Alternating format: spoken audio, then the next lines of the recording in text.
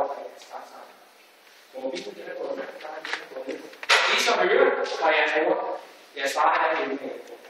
Det er mor, så er Anita, som ikke kan så, der måske med en søn og mor.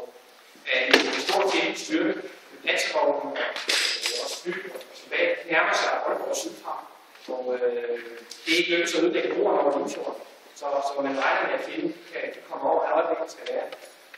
Og så er det jo, som siger, at de fjendtlige soldater kan finde på at indfange unge mennesker, både drenge og piger, for at indbringe en lejre, eller der er også noget, som jeg får at sige. Og så hører jeg på den anden side også, at der er altså en vej ud i oppe i Vestland. Der kan man få nogle færger, og der kan nogle færger fra Norge, nogle danske færger.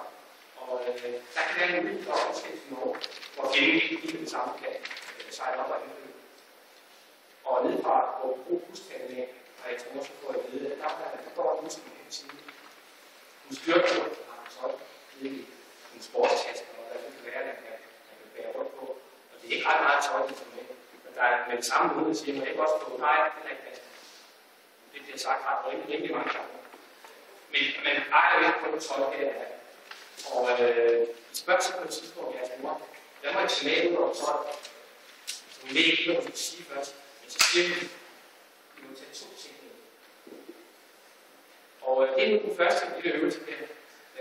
Der skal vi beslutte, hvad vi sagde, uden at snakke sammen. Altså sige, det kommer ikke til at arbejde med en halv minut, tror jeg. Der skal I tænke til hvilke 2 ting. I må ikke snakke sammen lige. Prøv lige at være helt til. Fordi vi har en lille øvelse, hvor hver skal sidde i sin position. Så får vi en halv minut til at bestemme, hvilke 2 ting, I vil tage med. Og det halve minut starter nu.